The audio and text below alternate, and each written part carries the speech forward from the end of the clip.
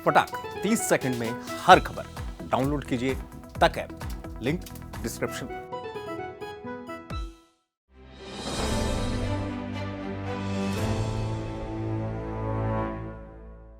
नमस्कार, मैं हूं हेमेंद्र शर्मा और आप देख रहे हैं एमपी राउंड अप।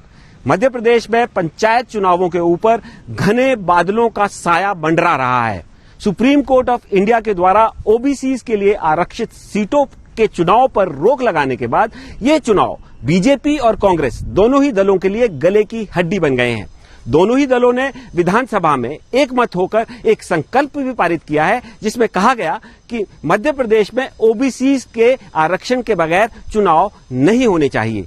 लेकिन चुनाव की घोषणा हो चुकी है और सुप्रीम कोर्ट ऑफ इंडिया के आदेश की अवहेलना भी नहीं की जा सकती। ऐसे में कोरोना की संभावित तीसरी लहर की खबरें सरकार के लिए वरदान बनकर आई हैं। ऐसा इसलिए भी कहा जा सकता है क्योंकि डॉक्टर नरोत्तम मिश्रा, जो राज्य के गृह मंत्री हैं, उन्होंने कहा है कि पंचायत चुनाव बाद में होते रहेंगे, फिलहाल लोगों की जान बचाना ज्यादा जरूरी है। सरकार ने कोरोना के लेटेस्ट वेरिएंट ओमिक्रॉन से निपटने के लिए प्रदेश भर में नाइट कर्फ्यू भी लगा दिया है। हालांकि डॉक्टर नरोत्तम मिश्रा का कहना है कि ये उनकी निजी राय है, लेकिन उनकी निजी राय पर भी सरकार विचार निश्चित तौर पर कर रही है और ये संभव है कि सरकार कोरोना की तीसरी लहर के चलते निर्वाचन आयोग को लिखे कि फिलहाल के लिए पंचायत चुनावों को स्थगित किया जाए। तो हमारा सवाल ये है कि क्या ओमिक्रॉन से निपटने के लिए वाकई में ही पंचायत चुनावों को टालने की आवश्यकता है, या फिर ओबीसी के आरक्षण से मचे बवाल से निपटने के लिए सरकार ओमिक्रॉन की आड़ ले रही है। आज इस मुद्दे पर चर्चा करने के लिए हमारे साथ मौजूद होंगे senior journalist mister Rakesh Dikshit. लेकिन उससे पहले एक नजर मध्य प्रदेश की बाकी अहम खबरों पर। खरगोन के जिला अस्पताल के मैटरनिटी वार्ड से 4 दिन के नवजात शिशु के चोरी का मामला सामने आया है। परिजनों द्वारा पुलिस को सूचित करने के बाद हॉस्पिटल की सीसीटीवी फुटेज को खंगाला गया, जिसमें एक संदिग्ध महिला बच्चे को ले जाते हुए नजर आ रही है। पुलिस का कहना है कि सीसीटीवी फुटेज के आधार पर संदिग्ध महिला का पता लगाया जा रहा है और दावा किया है कि जल्द ही बच्चे को बरामद कर लिया जाएगा। छतरपुर में पिछले 2 दिनों से शहर के कई इलाकों में एक तेंदुआ घूमते हुए नजर आ रहा है। शहर में घूमते हुए तेंदुए का सीसीटीवी फुटेज भी सोशल मीडिया पर वायरल हो रहा है। गुरुवार को सीसीटीवी वीडियो वायरल होने के बाद वन विभाग की टीम तेंदुए को रेस्क्यू करने के लिए मौके पर पहुंची, लेकिन लोगों की भीड़ को देखकर तेंदुआ छुप गया और रेस्क्यू नहीं हो पाया। शुक्रवार को भी इसी तरह की सीसीटीवी फुटेज वायरल हुई, जिसके बाद वन विभाग की टीम फिर से मौके पर पहुंची, लेकिन तेंदुए को रेस्क्यू नहीं कर पाई। उज्जैन में चलती मालगाड़ी से खाद और नमक की कई बोरियों की चोरी का मामला सामने आया है। पुलिस के मुताबिक बदमाशों ने चलती गाड़ी से खाद और नमक से भरी बोरियां पटरी पर गिराई। रेलवे ट्रैक पर इफ्को खाद और टाटा नमक की कई बोरियां स्थानीय निवासियों को मिली और घटना का एक वीडियो भी सामने आया, जो कि अब सोशल मीडिया पर वायरल हो रहा है। रेलवे पुलिस फोर्स ने मामले की जांच शुरू कर दी है। भिंड जिले में मध्य प्रदेश के नगरीय प्रशासन राज्य मंत्री ओपीएस भदौरिया के गृह गांव अकलोनी में एक बार फिर से अवैध शराब की फैक्ट्री पकड़ी गई है। इससे पहले 2 बार पुलिस ने अकलोनी में इस तरह की अवैध शराब की फैक्ट्रियों का भंडाफोड़ किया था।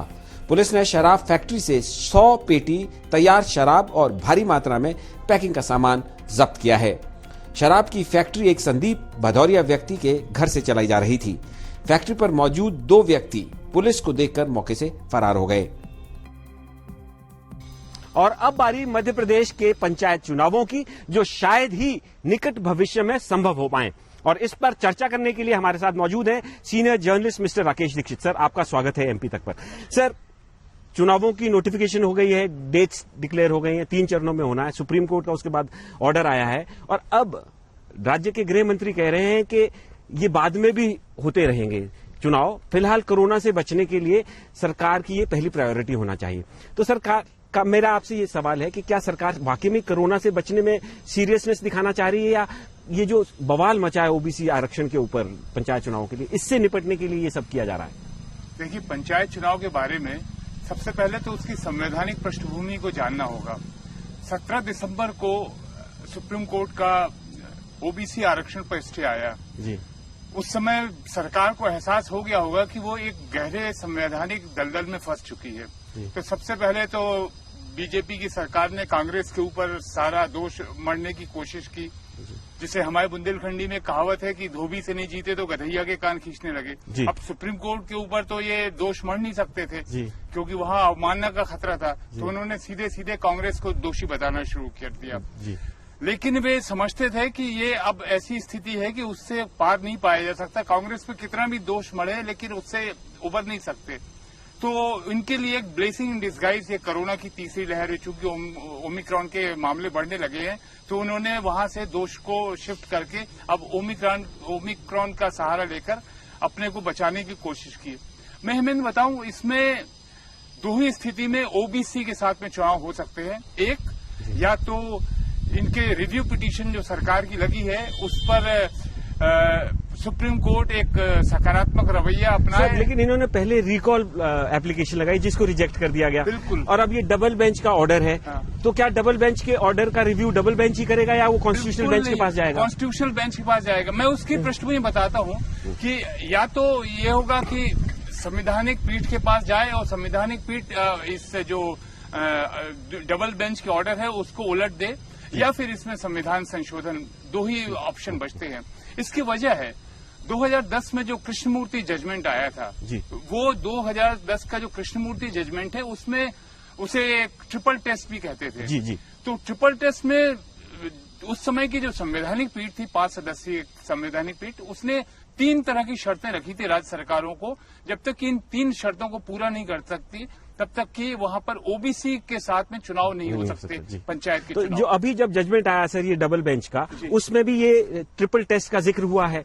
और क्या आपको लगता है कि मध्य प्रदेश सरकार अभी उस स्थिति में है कि उस ट्रिपल टेस्ट की जो रिक्वायरमेंट्स है उसको फुलफिल कर सके? सवाल ही नहीं उठता। अभी तो ये संभव नहीं है। नहीं संभव तो फिर सर बीजेपी और कांग्रेस, मेरा अगला सवाल आपसे ये है कि आपने कहा कि कांग्रेस के ऊपर मरने की कोशिश की, लेकिन बीजेपी और कांग्रेस ने आखिरकार एकमत होकर विधानसभा में एक संकल्प भी पारित किया कि इस ओबीसी रिजर्वेशन के बगैर चुनाव नहीं होना चाहिए। तो मेरा आपसे फिर से ये सवाल है कि क्या अभी निकट भविष्य में मध्य प्रदेश में चुनाव होते आपको दिख रहे हैं? नरोत्तम मिश्रा का भी बयान आपके सामने है और तमाम सारी चीजें जो आपने देखा है वो आप सभी आपके सामने है। सवाल ही नहीं उठता। इस समय कोई अपने मत्थे पे ये दोष मढ़ना चाहेगा कि हम ओबीसी के बिना चुनाव करा लेंगे ना।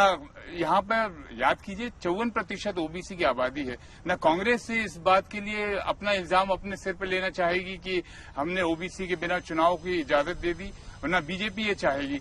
तो मुझे तो निकट भविष्य में पंचायत चुनाव होते नजर नहीं आते। अच्छा सर, जैसे मान लीजिए एक फर्ज कीजिए कि सरकार कोरोना का बहाना लेकर या कोरोना की स्थिति को देखते हुए राज्य निर्वाचन आयोग को लिखती है और कहती है कि फिलहाल के लिए चुनाव आप टाल दीजिए, तो राज्य चुनाव आयोग जो है वो कितना बाध्य होगा उसके ऊपर ये सरकार का कम्युनिकेशन? और दूसरे कि क्या कितना लीगली सही होगा राज्य निर्वाचन आयोग का ये डिसीजन कि वो सरकार की बात को माने?